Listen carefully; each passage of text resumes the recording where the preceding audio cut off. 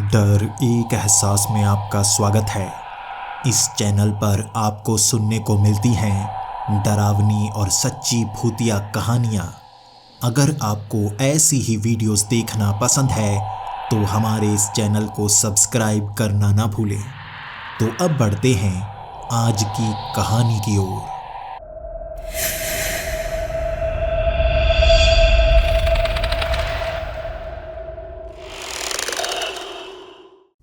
Hello दोस्तों, मेरा नाम अतीक है और मैं गुजरात का रहने वाला हूँ। अगर आपको मैं बताऊंगा कि मैं क्या काम करता हूँ, आप यकीन ही नहीं करेंगे। मुझे यहाँ मिस्ट्री हंटर कहा जाता है, यानी कि वो जो रहस्यों को सुलझाता है। इसीलिए देश विदेश से मुझे लोग वहाँ पर बुलाते हैं उन रहस्यों को सुलझाने के लिए जो कोई समझ नहीं पाता। ये काम मैं पिछले 5 सालों से करता रहा हूँ। देश और दुनिया घूम चुका हूँ, ऐसे ऐसे अंधविश्वास रहस्यों को सुलझा चुका हूँ जिसे लोग बड़ा रहस्य मानते थे, लेकिन अब वो रहस्य सबके सामने आ चुका है। वो झूठ जो सबको बताया जा रहा था। 5 साल पहले मैं बिल्कुल साधारण जिंदगी जी रहा था। कॉलेज में पढ़ रहा था और मेरे पिता मुझसे बहुत ज़्यादा प्यार किया करते थे। सरकारी संस्था के रूप में मेरे पिता एक ऐसा काम कर रहे थे जो अब मैं कर रहा हूं, लेकिन उन्हें मिस्ट्री हंटर नहीं कहा जाता था। वो सरकारी प्रोजेक्ट्स में जहां पर भी जाते थे वहां से जुड़े हुए पुराने अंधविश्वासों को मिटाने की कोशिश करते थे। सरकारी प्रोजेक्ट्स लगाने के लिए वहां की ज़मीन की ज़रूरत पड़ती है और कई लोग जो उन ज़मीनों का गलत इस्तेमाल कर रहे होते हैं वो अंधविश्वास का सहारा लेते हैं उन ज़मीनों को हड़पने के लिए। मेरे पिता उन अंधविश्वासों को हटाने की कोशिश कर रहे थे। इसी तरह वो महाराष्ट्र के एक ऐसी जगह पर पहुंचे हुए थे जहां लोगों का कहना था कि ज़मीन के नीचे गुफाएं बनी हुई हैं। ये गुफाएं दूसरी दुनिया तक जाती हैं और वहां मरे हुए आपको खा जाते हैं। इसीलिए उन गुफाओं में कोई भी पैर रखना पसंद नहीं करता था। लेकिन मेरे पिता कह रहे थे उन्हें गुफाओं में जाना होगा, ढूंढना होगा ज़मीन कितनी कच्ची है, क्योंकि ऊपर एक बड़ी फैक्ट्री लगने वाली थी। गांव वाले मान ही नहीं रहे थे। मेरे पिता भी उन गुफाओं में गए थे और उन्हें अजीब अजीब आवाज़ें सुनाई देने लगी थी। मेरे पिता ने उस डायरी में लिखा था, उस प्रोजेक्ट फाइल में लिखा था, गांव वाले नहीं चाहते कि यहाँ पर फैक्ट्री लगे। वो इस ज़मीन का इस्तेमाल करना चाहते थे। वो लोगों को डराने के लिए इन गुफाओं का इस्तेमाल करते थे और इसे देखने के लिए दूर दूर से लोग आते थे। ज़मीन वो सरकारी थी, जैसे गांव वाले हड़प चुके थे। मेरे पिता के जितने भी साथ लोग थे वो अंधविश्वासों पर यकीन किया करते थे, भूतों पर यकीन किया करते थे। मेरे पिता अकेले उस गुफा में गए थे और बुरी किस्मत मेरे पिता की। उस दिन भूकंप आया था और दरारें ज़मीन में आ गई थी। वो गुफाएं ज़मीन के अंदर बनी हुई थी और कई जगह से वो गुफाएं धंस गई। मेरे पिता एक ऐसी जगह पर थे जहां गांव वाले कह रहे थे एक दरवाज़ा है दूसरी दुनिया का और वहां पर दैत्य आते हैं लोगों को मारने के लिए। लोगों की लाशें भी नहीं मिलती वहां से। मेरे पिता वहां पर फंस गए थे। चारों तरफ से गुफाओं का रास्ता बंद हो गया था। मेरे पिता को बचाने के लिए बहुत लोग गुफाओं के अंदर जाना तो चाहते थे, गांव वाले भी मदद कर रहे थे, लेकिन बड़ी बड़ी मशीनें लगाने के बाद भी सही दिशा ढूंढी नहीं जा सकी। वो गुफाएं ज़मीन में एक तरह से धंस गई थी। वो रास्ते बंद हो गए थे और 2 दिन बाद मेरे पिता को मरा हुआ घोषित कर दिया गया, क्योंकि इतनी ज़मीन के नीचे जाने के बाद किसी को भी ऊपर लाना नामुमकिन होता है। वो गुफाएं किस दिशा में गई होंगी, वो सही जगह कहाँ होंगी, क्या वो जिंदा हैं या मिट्टी में धंसकर सांस घुटने से मर गए। कई सवाल थे उन सरकारी अफसरों के पास, लेकिन जगह ही पता नहीं थी मेरे पिता कहाँ हैं, इसलिए वो सही से खुदाई कर नहीं पाए। मेरे पिता को मृत घोषित कर दिया गया। मुझे वो सरकारी नौकरी दी जा रही थी क्योंकि पिता मर गए थे। मैं वो सरकारी नौकरी कर सकता था, मैंने मना कर दिया। मैं वो सरकारी नौकरी नहीं करना चाहता था, लेकिन मेरी जिंदगी बदल गई थी। उसके बाद मैं अपने गांव गया था। मेरे गांव में भूत की कहानी सुनाई जाती थी। हर कोई उस भूत से डरा करता था। किसी ज़माने में मैं भी डरा करता था। मेरे पिता की मौत का गुस्सा जैसे उस भूत पर निकला हो। पीपल के पेड़ के नीचे भूत दिखता है, उसे देखने के लिए पूरी रात मैं वहां पर बैठा था और मैंने एक आरी से वो पीपल का पेड़ आधा काट डाला था। उस दिशा में कोई घर बन नहीं पा रहा था। उस मिट्टी का इस्तेमाल नहीं किया जा रहा था। वो जमीन पर कुछ बीजा नहीं जाता था। भूत के डर से गांव वाले उधर आते नहीं थे। और दूसरे दिन जब मैंने उस पीपल के पेड़ को काट दिया और कहा मैंने उस भूत को मार दिया है, सब मान गए। वो लोग झूठे भूतों पर यकीन कर रहे थे। तब मैं समझ पाया था जिंदगी मुझसे कुछ खास करवाना चाहती है।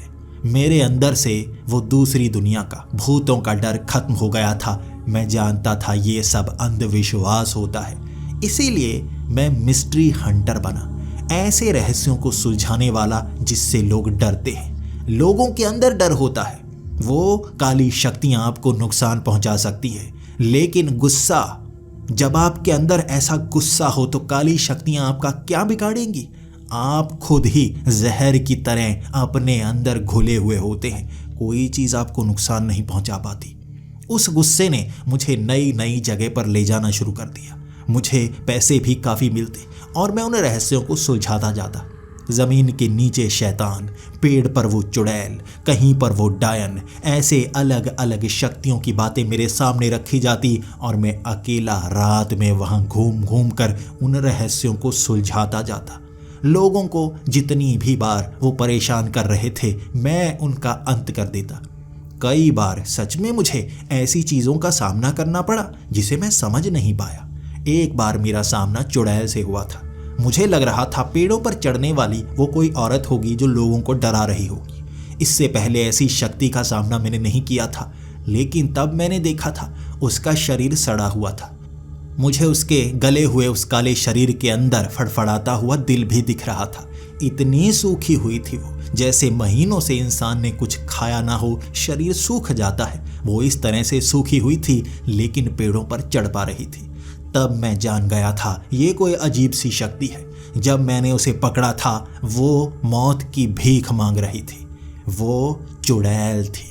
तब मैं समझ पाया था चुड़ैलें भी होती हैं, लेकिन जैसे लोग अंधविश्वास में फंसकर चुड़ैल से डर रहे थे, चुड़ैल वैसी नहीं थी। वो गायब नहीं हो सकती थी, छिप सकती थी। उसके नाखून बड़े थे। वो बार बार हमला इसलिए करती थी ताकि उसे खाने के लिए कुछ मिल जाए। वो भी एक जीव की तरह थी। लोग कहते हैं कि चुड़ैलें शक्तिशाली होती हैं, गायब हो जाती हैं, कोई ऐसी शक्ति जो लोगों के समझ में नहीं आती। ऐसा कुछ नहीं होता। चुड़ैलें जीव होती हैं, जिस तरह शेर, बिल्लियां, कुत्ते, उसी तरह चुड़ैल। और मैं उसे मारना नहीं चाहता था, लेकिन मेरे पास कोई और रास्ता था ही नहीं। सामने आपके मौत की भीख मांग रही एक चुड़ैल, आप उसे क्या दे सकते हैं? भीख। मैंने भी उसे दी। उसका गला काटा था मैंने देखा वो जीव तो थी, लेकिन उसे दर्द नहीं हो रहा था। वो बार बार हाथ जोड़ रही थी कि उसे मुक्ति चाहिए। वो खुदकुशी नहीं कर सकती थी और लोग उसे देखकर डरकर भाग जाते थे। अपने हाथ से, उस चाकू से मैंने उसकी गर्दन उसके धड़ से अलग की थी। अब भी वो बोल सकती थी। उसका शरीर धीरे धीरे राख में बदल गया, जैसे उसके अंदर ऐसे कीड़े हों जो उसके मरने का इंतजार कर रहे हों। और जैसे ही सर धड़ से अलग हुआ, उन कीड़ों ने उस शरीर को खा लिया और मिट्टी बना दिया।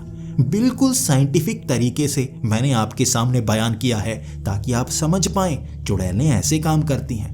वो सर मुझसे बात कर रहा था और उसने कहा था, मिट्टी में गाड़ दो मुझे, मैं सांस नहीं लेती। और धीरे धीरे मिट्टी में मेरा ये सर भी गल जाएगा और मुक्ति मिलेगी।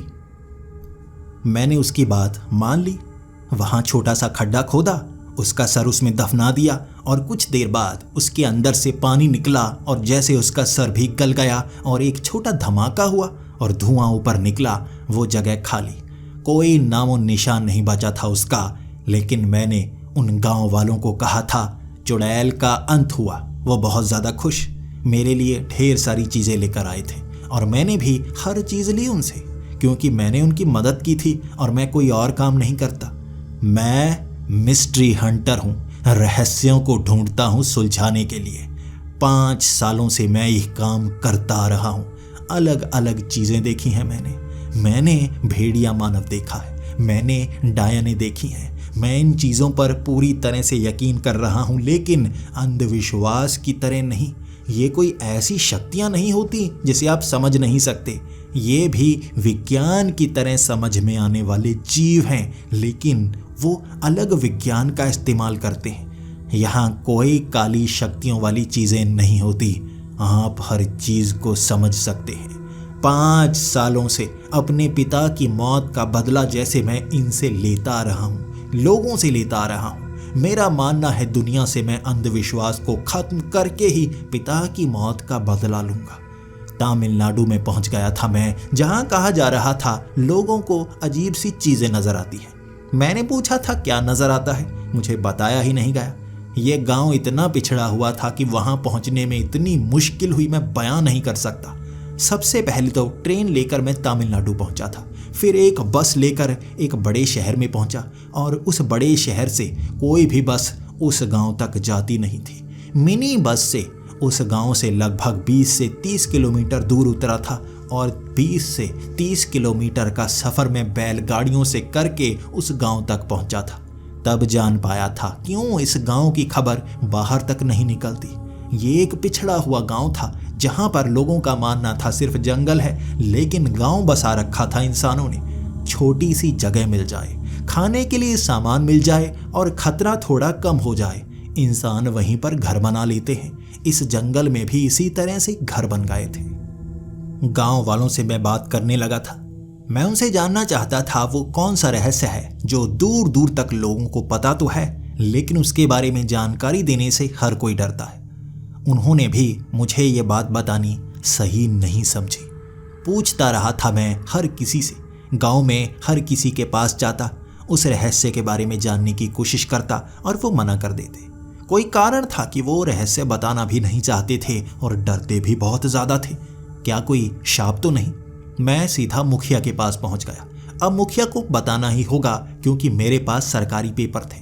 उन्हें ज़्यादा पढ़ना नहीं आता था, मैं ही बोलकर बताने वाला था पेपर्स में क्या लिखा है, लेकिन स्टैंप सरकारी लगी हुई थी, इसलिए मैंने मन घड़ंत बातें बतानी शुरू कर दी। मैं सरकारी तौर पर यहाँ पर आया हूँ। इन जंगलों में कई घर बने हुए हैं, लोगों ने ज़मीन हड़पने की कोशिश की है। अगर आप मेरी मदद नहीं करेंगे तो इस ज़मीन की सफाई करवा दी जाएगी और शायद आपको नया घर ढूंढना होगा।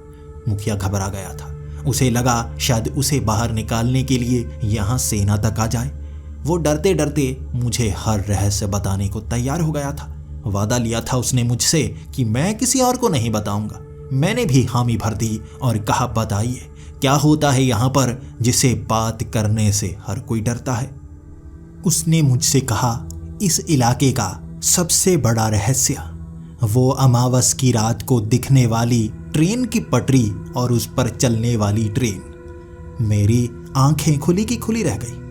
ट्रेन की पटरी और ट्रेन? यहाँ इस गांव में पहुंचने के लिए मुझे इतना लंबा रास्ता तय करना पड़ा। यहाँ पर तो सड़कें तक नहीं बनी हुई थी, तो अमावस की रात को रेलवे की पटरियां यहाँ पर कैसे नजर आ सकती हैं और उन पर चलने वाली ट्रेन? ये एक ऐसा रहस्य है जिसे कोई सुलझा नहीं पा रहा है, इसीलिए इसे बताना भी बंद कर दिया गया। मैं सुनकर हंसना भी चाहता था और उसका चेहरा देखकर ऐसा लग रहा था कि इतने बड़े भ्रम में फंसे हुए हैं। अब मैं छानबीन करने लगा था। आप में से कितने लोग हैं जो अमावस की रात को उस जंगल के बीच में जाते हैं? उसने कह दिया कोई भी नहीं जाता। तुम्हें पता है वो ट्रेन की पटरियां, कहते हैं वहां पर भूत प्रेत नजर आते हैं। उस ट्रेन में भूत डायने चुड़ैलें नजर आती हैं। वहां जाने से हर कोई डरता है। कहते हैं कि वो मरे हुए हैं जो इस दुनिया में घूमने के लिए आते हैं। मेरी हंसी छूटने वाली थी।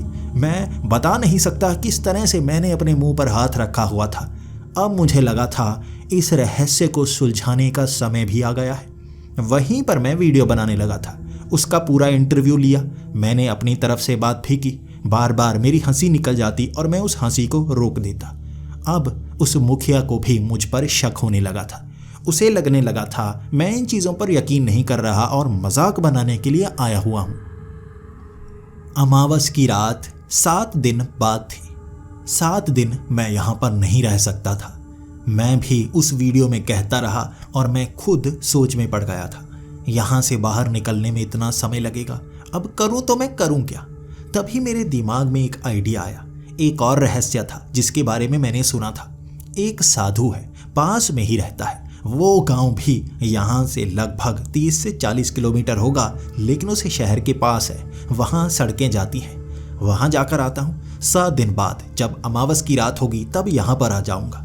ये सोचकर मैं वहाँ से बाहर निकल गया था और अब मैं उस साधु से मिलने जा रहा था जिसने दावा किया था कि उसके पास अजीब अजीब शक्तियाँ हैं। वो मरे हुओं से बातें कर सकता है और वो संदेश दूसरी दुनिया से यहाँ तक ला सकता है।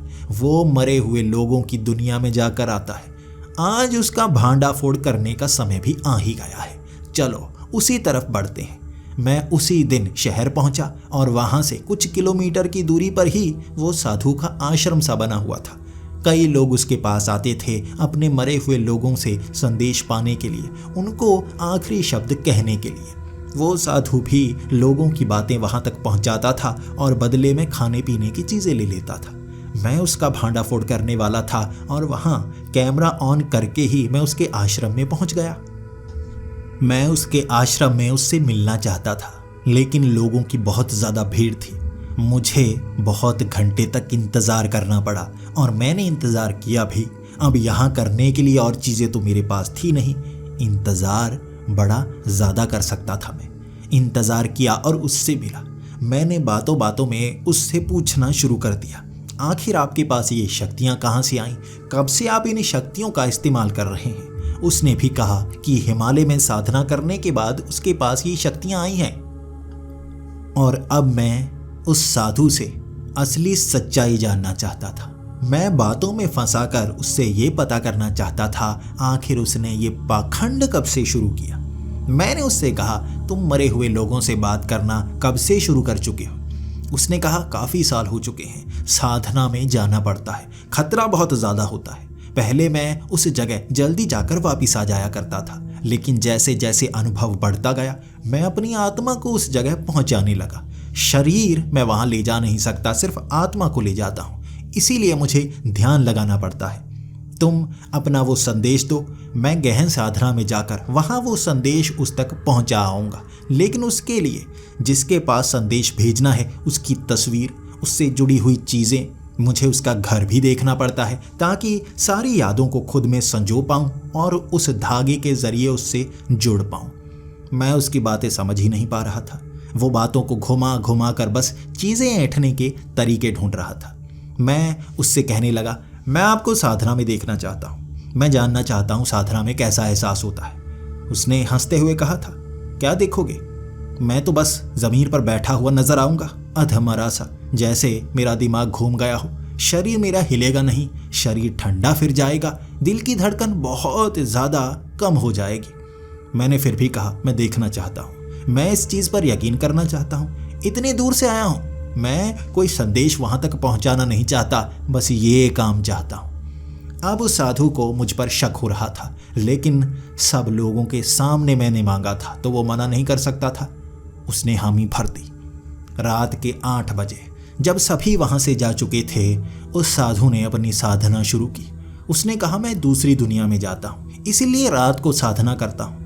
जो बड़े बड़े साधु होते हैं वो सुबह सुबह साधना करते हैं, क्योंकि वो मरे हुए लोगों की दुनिया में नहीं जाते, भगवान की दुनिया में जाने की कोशिश करते हैं। मैं भी मुंह में बुड़बुड़ाए जा रहा था, बनाता जा हलवा, जितना हलवा बनाना है बातों का बनाता जा, तुझे पकड़ूंगा जरूर, तुझे सबके सामने लेकर आऊंगा। इस तरह वो एक खास पेड़ के नीचे बैठ गया। वहां खड्डा हुआ था, हर रोज वो वहां पर बैठा करता था, इसी कारण जमीन थोड़ी थोड़ी नीचे को होती रही और बैठने के लिए सही जगह बनी हुई थी। वहां पर वो बैठ गया। पहले तो तेज तेज सांसें लेता गया। अंधेरा घिर चुका था, रोशनी सिर्फ चांद की थी जो उस पर पड़ रही थी, और धीरे धीरे दिल की धड़कन कम हो गई। उसने एक कपड़ा ही खुद पर लपेटा हुआ था, लेकिन छाती बिल्कुल नंगी थी, इसीलिए मुझे दिल की धड़कन उन हड्डियों के अंदर से भी जैसे दिख रही थी। फड़फड़ा रहा था उसका फेफड़ा जहां पर दिल होता है। धीरे धीरे वो फड़फड़ाना कम होता गया, जैसे सच में वो दिल की धड़कन कम कर पा रहा हो। मैं सोच रहा था, इसमें एक चालाकी तो है, ये दिल की धड़कन को बहुत कम तो कर ही देता है। 1 घंटे तक मैं देखता रहा था, बार बार वो हिलता, बार बार जैसे वो कहीं पर फंसा हुआ होता। ऐसा लग रहा था वो सो चुका हो और सपने देख रहा है और सपने के कारण हिलने की कोशिश कर रहा है। मैं सीधा उसके पास गया था। 1 घंटे बाद उसके कान में बोलने की कोशिश की थी, आप जाग रहे हैं या सोए हुए हैं? उसने कोई जवाब नहीं दिया। मैंने कई लोगों को देखा है जो खड़े खड़े सो जाते हैं, इसलिए इसके बैठ कर सो जाने में मुझे कुछ भी अजीब नहीं लग रहा था। मैंने उसकी बाजू पकड़ी थी उसकी दिल की धड़कन जांचने के लिए। ठंडा शरीर, इतना ठंडा जैसे वो लाश बन गया हो। 1 घंटे में उसकी दिल की धड़कन इतनी कम चल रही थी, मैं कह सकता हूँ कुछ सेकंड बाद दिल की धड़कन चलती थी उसकी, इतनी धीमी कर ली थी उसने, मरने के करीब। शरीर ठंडा था लाश की तरह, लेकिन वो जिंदा था। बार बार हिलाकर उसे उठाने की कोशिश कर रहा था, वो उठ ही नहीं रहा था। मैं उससे बात करता रहा, उसने जवाब नहीं दिया। इसके बाद मैं उसे हिलाने लगा। वो सच में लाश की तरह था, हिल नहीं रहा था। उसके बाद मैं क्या करता, जोर जोर से हिलाने लगा और मैंने पानी उसके चेहरे पर मारा। थोड़ी थोड़ी उसकी आंखें खुली, ऐसा लग रहा था जैसे वो नींद से उठा हो। इसके बाद उसने आंखें खोली और कहा, तुमने मुझे उठाया क्यों? खास काम थे, मैं करना चाहता था, तुमने करने नहीं दिए। तुमने पहले ही उठा दिया, मैं उन लोगों तक पहुंच ही नहीं पाया। धागे मेरे हाथ में थे लेकिन मैं पहुंच नहीं पाया। मैंने कहा, आप बातों के अलवे जितने मर्जी लंबे बनाने हो बनाते जाएं। आप दिल की धड़कन को बहुत कम कर देते हैं, जिससे शरीर ठंडा फिर जाता है। मैं कैसे यकीन करूं दूसरी दुनिया में जाते हैं आप? कोई सबूत तो लेकर आइए। तो उसने कहा था, सबूत मांगने वाले बहुत आते हैं, मैं उनके लिए काम नहीं करता। मैं भी लड़ने लगा था। अच्छा, पकड़े ना जाएं इसलिए कोई सबूत ही मांगेगा आप पर यकीन करने के लिए। आप लोगों के संदेश भूतों तक पहुंचाते हैं, पहुंचाते भी हैं या नहीं, बस सोकर लोगों से ऐंठते रहते हैं पैसा, खाने का सामान। कैसे यकीन करूं मैं, कैसे करूं मैं? अंधविश्वास है ये अंधविश्वास है। मैं उससे झगड़ा कर रहा था और वो भी मुझसे झगड़ा करता गया। वो इतना गुस्सा था कि मुझे मारने के लिए मेरे पीछे दौड़ना चाहता था, लेकिन खुद को रोक लेता। तब भी मैं उससे झगड़ा था। खुद को साधु कहते हैं, अपने गुस्से पर कंट्रोल नहीं आपका। कैसे साधु हैं, झूठे हैं आप। वो गुस्से को शांत कर रहा था, लेकिन मेरी बातों का जवाब नहीं दे पा रहा था। वो मौन हो गया। उसने मुंह पर उंगली रख ली और मुझे इशारा किया, तुम जा सकती हो। मैं उसका पर्दाफाश करना चाहता था, लेकिन वो लोग सुबह मेरी बात नहीं मान रहे थे। वो मुझे भगाने लगे। मैंने कहा, अब तुम बेवकूफ़ बनना चाहते हो तो बनो, मैं तुम्हारी मदद नहीं करने वाला। वैसे भी इस रहस्य को मैं सुलझा चुका हूँ, ये झूठा है। ये कहकर वापस मैं उसी गांव की तरफ बढ़ चला था। अब इंतजार था अमावस की रात का। अमावस की रात को वो पटरियां, तस्वीरें तक खींचूंगा मैं। कौन सी ट्रेन नजर आती है देखूं तो सही। क्या आवाजें सुनकर ही लोग डर जाते हैं? पूरी तैयारी कर ली थी मैंने। सबसे पहले लोगों को लेकर मैं उस जंगल में गया। कोई डर नहीं रहा था। वो डरते थे अमावस की रात को, बाकी रात को या दिन हो वो डरते ही नहीं थे। मुझे ले गए थे उस जंगल में, घुमाया उन्होंने, वहां नदियां दिखाई। मुझे पूरे के पूरे जंगल का 5 दिनों में पता चल गया था। कहाँ जाना है, कहाँ भागना है, ये जंगल कहाँ तक है और आगे कहाँ वो पहाड़ियाँ शुरू हो जाती हैं। उसके बाद सड़कें कहाँ तक फैली हुई हैं। पूरे रास्ते मैंने नोट कर लिए थे, एक पूरा का पूरा मैप बना लिया था। लेकिन उन्होंने जो पटरियों की बात की थी, जो आवाज़ें ट्रेन की सुनाई जाती हैं, जिस पूरी किंवदंती के बारे में बताया जाता है, वो किस इलाके में दिखती है, मुझे वहाँ भी ले जाया गया। कोई पटरियाँ नहीं थी, कोई ऐसी आवाज़ें नहीं आ रही थी। आधी रात को थे हम वहाँ पर। वो गांव वाले डर ही नहीं रहे थे। ना वो जानवरों से डरते थे, ना भूतों से डरते थे। अमावस की रात को उनके साथ क्या हो जाता है कि वो डरने लगते हैं? ये रहस्य मुझे सुलझाना था। मैं मिस्ट्री हंटर हूँ, इस मिस्ट्री का भी हंट करके रहूँगा। अमावस की रात थी और 7 बजे जब अंधेरा गिरने ही वाला था, गांव वाले घर के अंदर दुबक चुके थे। मुझे कहा गया था घर के अंदर रहना और उस जंगल की तरफ गलती से भी मत जाना। मैं उसी जंगल में जाने वाला था, रहस्यों को ढूंढने वाला था। इसके बाद मैं जंगल की तरफ बढ़ चला, जहाँ से वो आवाज़ें आती हैं, जहाँ ट्रेन दिखती है, वो पटरियाँ दिखती हैं, भूत प्रेत दिखते हैं, वहीं जा रहा था मैं। जहाँ जाने से लोग डरते हैं, मैं वहाँ जाता हूँ उस रहस्यों को ढूंढने के लिए।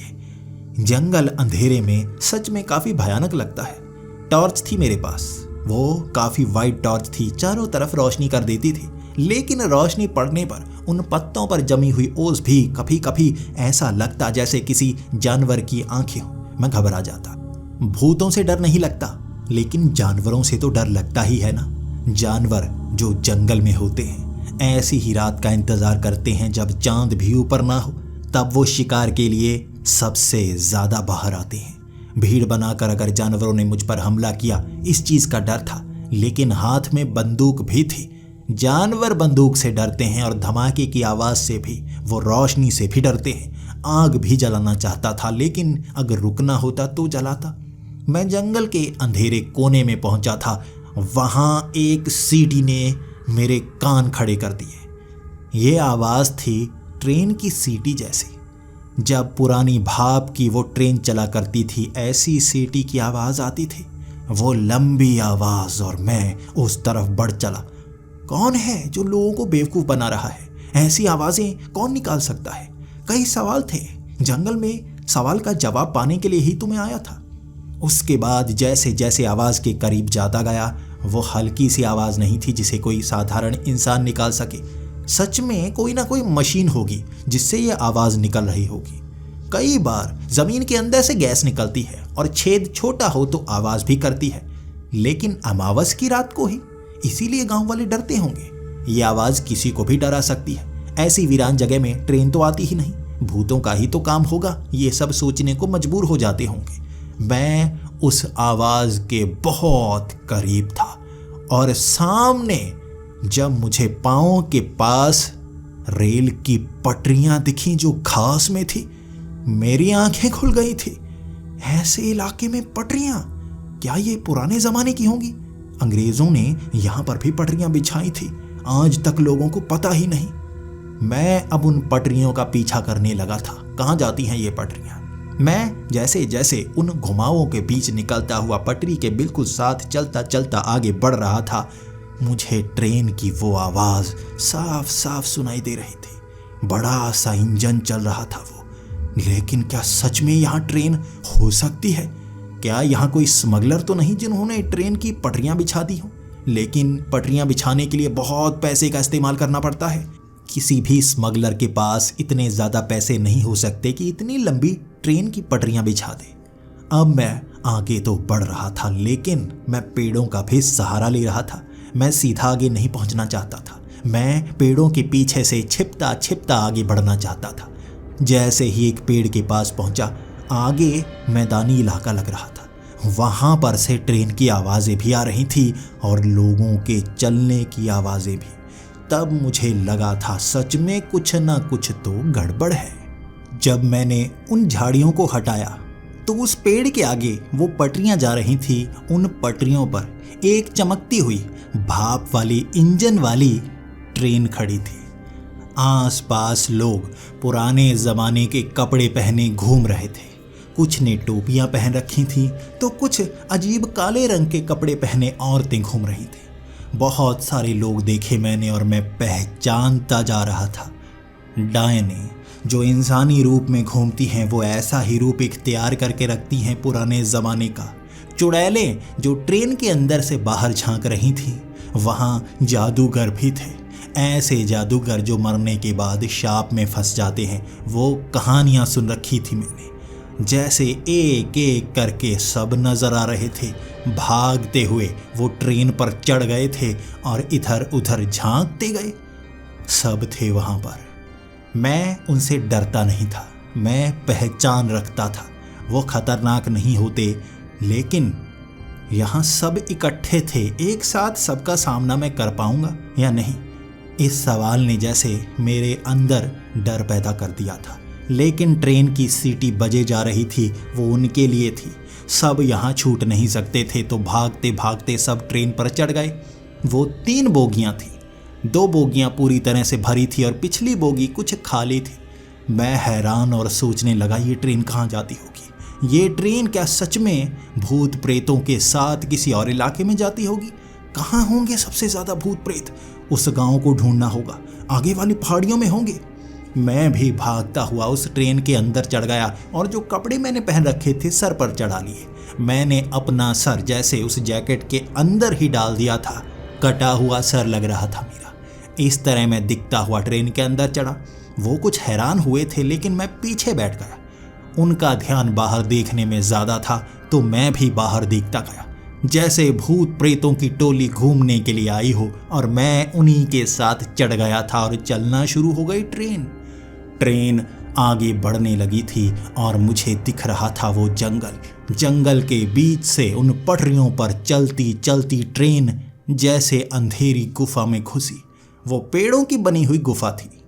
जैसे सड़कों के आसपास बड़े बड़े पेड़ लग जाते हैं तो वो सड़क भी गुफा जैसी लगने लगती है, ऐसी ही गुफा यहाँ पर भी बनी हुई थी। उसके बीच से वो ट्रेन जा रही थी और जब वो ट्रेन गुफा के अंदर घुसी, हर कोई जो छलांगे लगा रहा था चुपचाप कुर्सी पर बैठ गया और नीचे या अंदर की तरफ देखने लगे। शायद जो दिखने वाला नज़ारा था वो खत्म हो चुका था। अचानक सामने धुआं सा घिरा। वो अमावस की रात में ट्रेन के आगे और साइड पर लगी हुई रोशनी से इधर सिर्फ पेड़ दिख रहे थे, और जैसे ही धुएं में हम घुसे उसके बाद सफ़ेद धुआं और उसके बाद अजीब सी जगह, जले हुए पेड़, जली हुई ज़मीन और हर तरफ जैसे आग और धुआं जो ज़मीन से निकल रहा था। वहाँ ट्रेन रुक गई थी। ट्रेन रुकी और सब उतरना शुरू। थोड़ा ही तो दूर गए थे, ये 2 किलोमीटर का सफ़र भी नहीं होगा, और ट्रेन रुक गई थी। क्या बस इतनी दूर? चलते चलते इतनी दूर आगे तो हम गए ही थे। कौन सी जगह पर पहुंच गए? क्या यहाँ पर आग लगी है? बहुत सारे सवाल थे मेरे आंखों के सामने, और ट्रेन से मैं भी उतरा, लेकिन वो सब जैसे मेरी आंखों के सामने से ओझल। हर कोई अलग अलग दिशा में गया था। जिस दिशा में गया अचानक धुआं काले रंग का ज़्यादा घेरता और वो धुएं में समा जाते। दूर दूर तक मैं देख पा रहा था, लेकिन वो धुआं अचानक ज़मीन से उठता और गायब हो जाता। वहाँ शांति सी फिर गई थी। मैंने अपनी कलाई पर देखा एक काले रंग का धागा। वो धागा मेरी कलाई पर बंधा हुआ था और आगे की तरफ बड़ा खींचा हुआ जा रहा था, जैसे किसी ने मेरी कलाई पर धागा बांध दिया हो, लेकिन वो बहुत दूर चला गया हो। बिल्कुल तना हुआ धागा था और मैं उस धागे के साथ चलने लगा। अगर वो धागा कहीं पर बंधा हुआ होता तो जब मैं आगे बढ़ रहा था धागा नीचे गिर जाना चाहिए था। वो अब भी तना हुआ ही था। मुझे थोड़ा सा डर लगने लगा था। अभी मेरे सामने हो क्या रहा था? तभी मैं सोचने लगा था, आखिर मैं कहाँ पर हूँ? सामने कुछ इमारतें सी दिखी थी, कुछ घर से दिखे थे। ये कॉलोनी जैसे इस तरह से बनी हुई थी, कुछ बिल्डिंग किसी और शहर की, कुछ घर मेरे जाने पहचाने किसी और शहर के, एक ही जगह पर समाये हो लेकिन जले हुए। वो राख के करीब थे, उनसे धुआं निकल रहा था जैसे यहाँ अभी आग लगी हो, सब कुछ जला हो, लेकिन वो आग अचानक बुझ गई हो। ऐसे नज़ारे दिख रहे थे और आगे चलता हुआ मैं बढ़ता गया, देखता गया आखिर ये है क्या। कुछ लोग दिखने लगे थे वहाँ पेड़ों के नीचे बैठे हुए, वो कुछ कर रहे थे। ज़मीन से निकलते हुए वो केंचुए काले रंग के थे, वो इंसानी शरीरों के अंदर जा रहे थे। इंसानी शरीर, वो इंसान थे या नहीं अब तक मैं जान नहीं पाया था। बहुत सारे लोग, लेकिन हर कोई काले कपड़े में। मैं आगे चलता गया। डायने, चुड़ैले, जादूगर, ऐसे ऐसे जीव जो भयानक होते हैं सब दिखे थे। वो गायब हो जाते, ज़मीन में गड़ जाते, आसमान भी अजीब। सच में मुझे महसूस हुआ जैसे ये दूसरी दुनिया हो, मरे हुए लोगों की दुनिया। वो धागा जो मेरी कलाई से बंधा हुआ था मुझे कहीं ले जा रहा था, लेकिन कहाँ मैं जानना चाहता था। मैं चलता चलता आगे बढ़ा। एक पेड़ के पास मुझे एक आदमी दिखा जो जाना पहचाना था। इससे पहले हर कोई मुझे मरा हुआ लग रहा था, काले कपड़े में था, ये केसरी रंग जैसे धोती सी बांधी हो।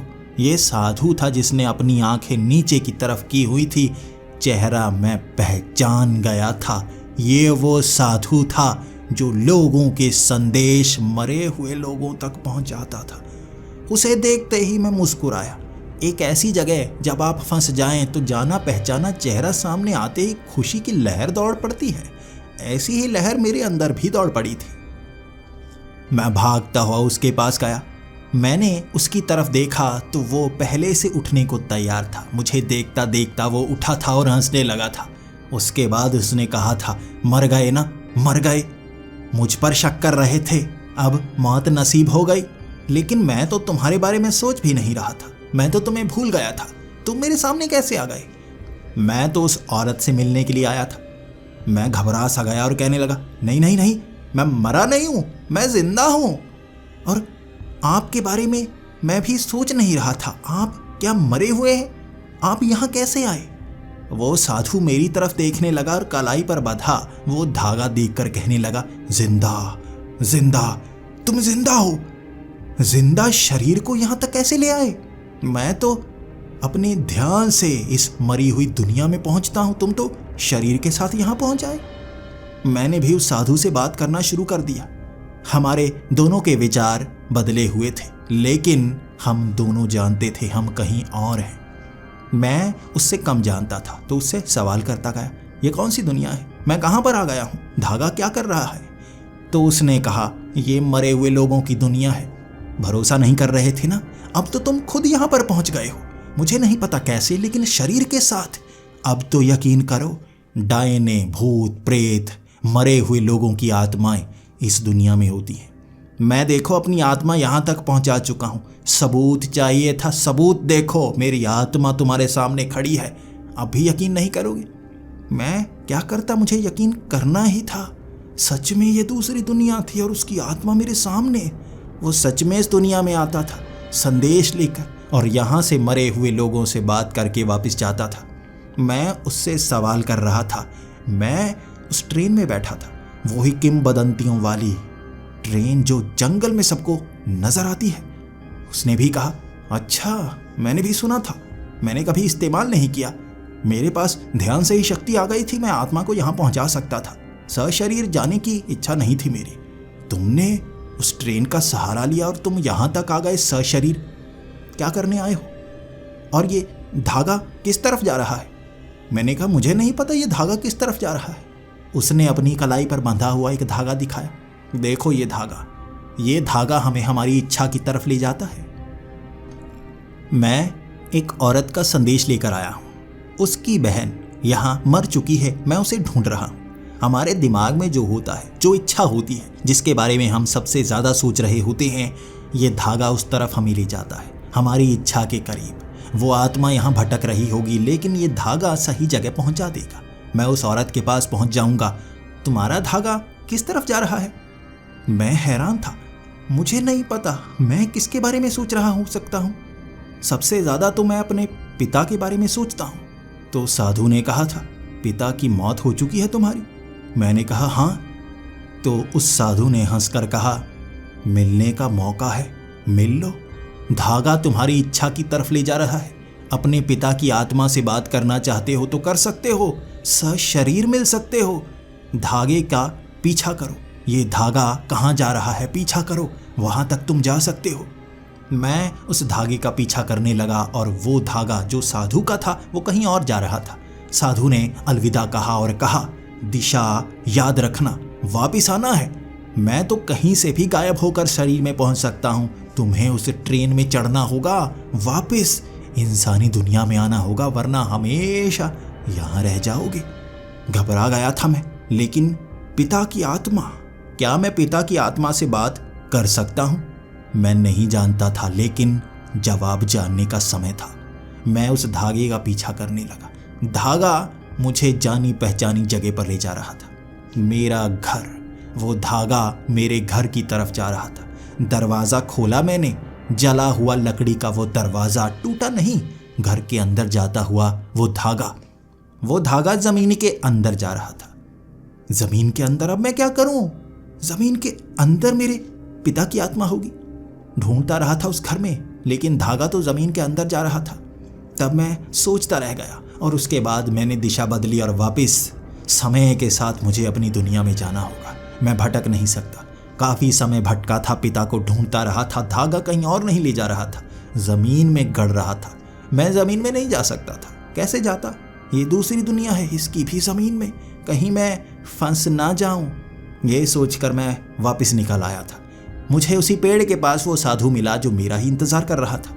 वाह, तुम मिल भी आए और सर शरीर वापस भी आ गए। ज़्यादा समय यहाँ व्यतीत मत करो। ये दुनिया खुद जैसा बनाने की कोशिश करती है। शरीर तुम्हारा धीरे धीरे मर रहा होगा। जल्दी से निकलो यहाँ से। ज़्यादा समय बिताने की कोशिश मत करो। यहाँ दूसरी दुनिया सबको मारने की कोशिश करती है और मरने के बाद किसी को छोड़ती नहीं। तुम ऐसा करो, जल्दी ट्रेन पकड़ो और निकलो। मैंने भी उससे कहा, लेकिन जिस काम के लिए मैं यहाँ आया था, यानी उधर गया था धागे का पीछा करके, मैं मिल नहीं पाया। साधु ने कहा, ऐसा नहीं हो सकता। जो भी यहाँ मरा हुआ है उसकी आत्मा यहाँ है, वो यहीं पर घूमता हुआ मिलेगा। मैंने कहा, मिला ही नहीं, मेरे पिता मिले ही नहीं।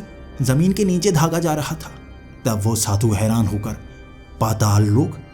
तुम्हारे पिता पाताल लोक कैसे पहुंच गए? उनकी आत्मा पाताल लोक में होगी। तुम्हें पाताल लोक में जाना होगा। उस धागे का पीछा करते तो पाताल लोक में पहुंच जाते। वहां तुम्हें अपने पिता की आत्मा मिल ही जाती। तुम्हें यहां से निकलना होगा। वो साधु मुझे जाने के लिए कह रहा था, क्योंकि यहाँ पर सशरीर रहने से शरीर सड़ने लगता है। सच में मेरा शरीर काला फिर रहा था, लेकिन मैं अपने पिता से मिलना चाहता था। एक बात करना चाहता था, आखिर उनके साथ क्या हुआ? क्या वो तड़प तड़प कर तो नहीं मरे? वहाँ जमीन में धंसे रहे थे वो। कैसे 5 साल हो चुके हैं। वो साधु कहता जा रहा था, जल्दी से निकलना, वापस मत जाना। मैं वापस जाना चाहता था पाताल लोक में।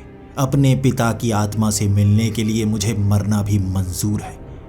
पहले मैं यकीन नहीं करता था, अब यकीन हुआ है तो पूरा हुआ है। धागे का पीछा करने लगा था मैं।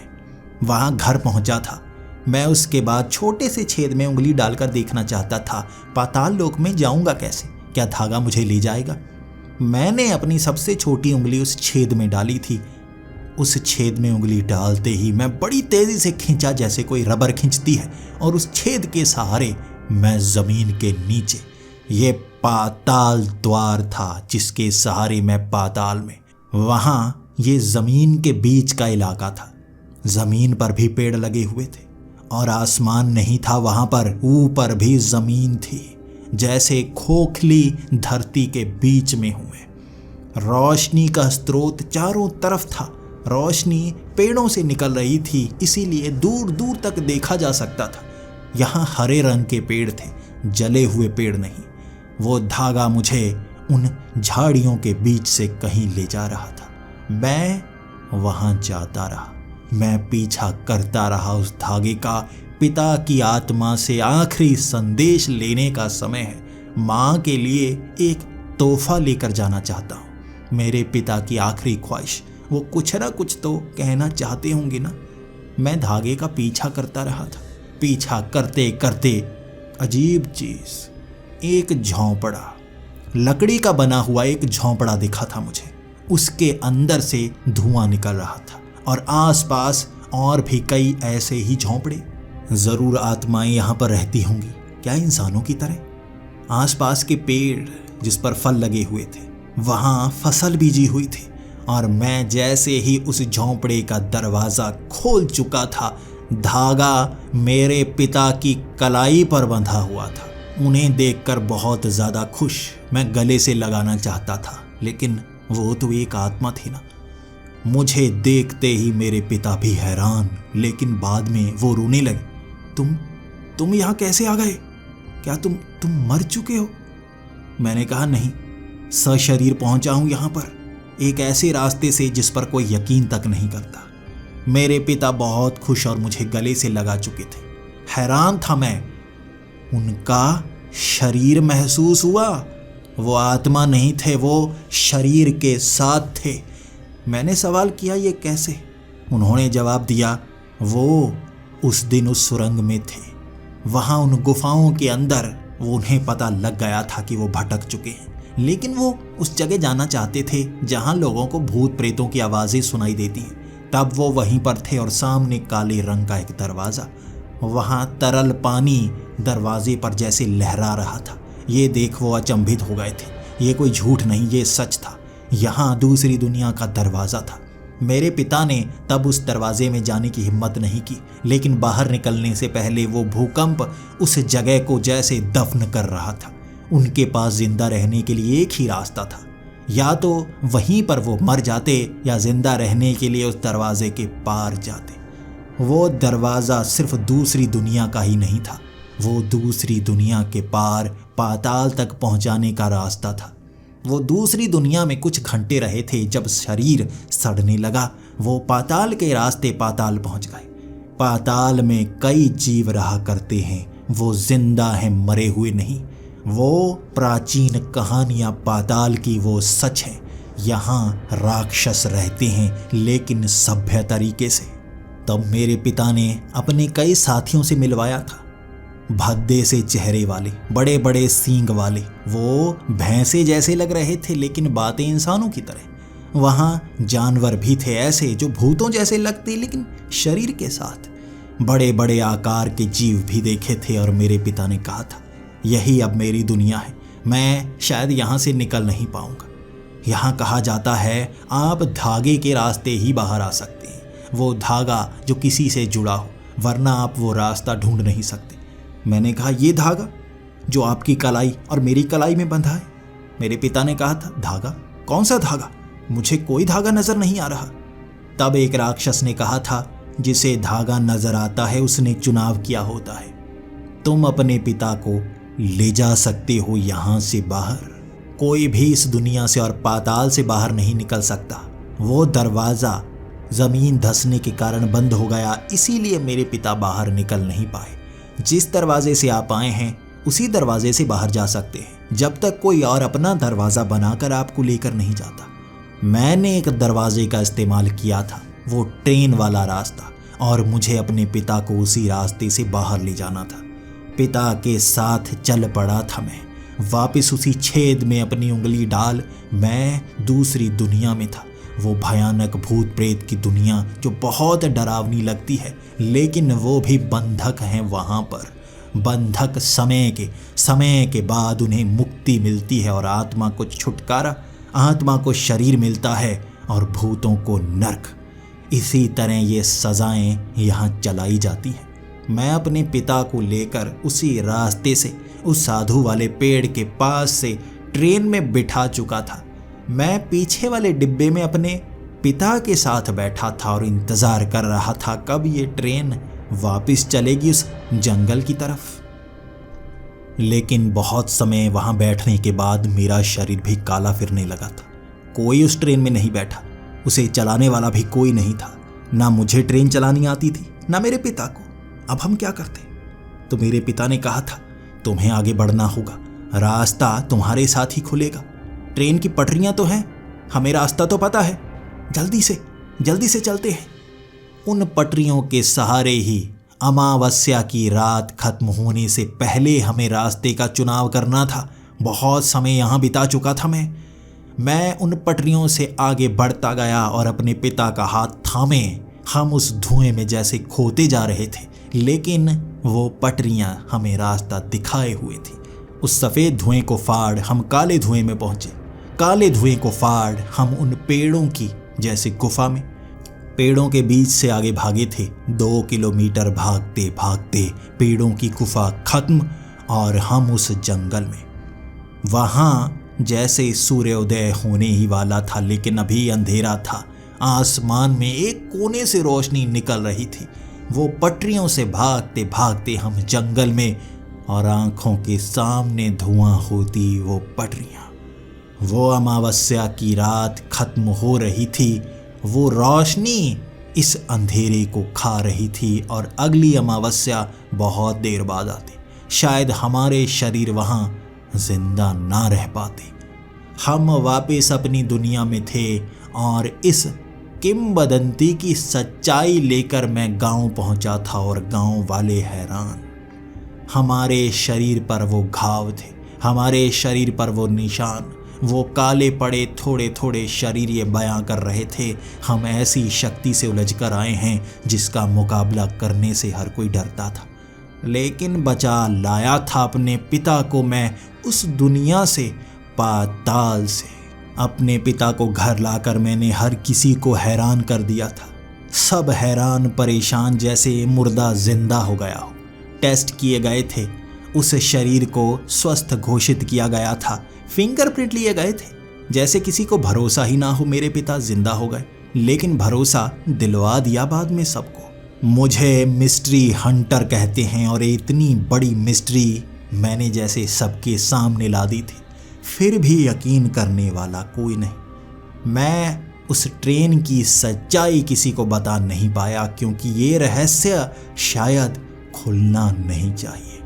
मेरे पिता उस विभाग में दोबारा काम करने लगे और मैं आज भी कहलाया जाता हूँ मिस्ट्री हंटर, जो रहस्यों को सुलझाता है, और मेरी जिंदगी का सबसे बड़ा रहस्य सुलझाया जा चुका है।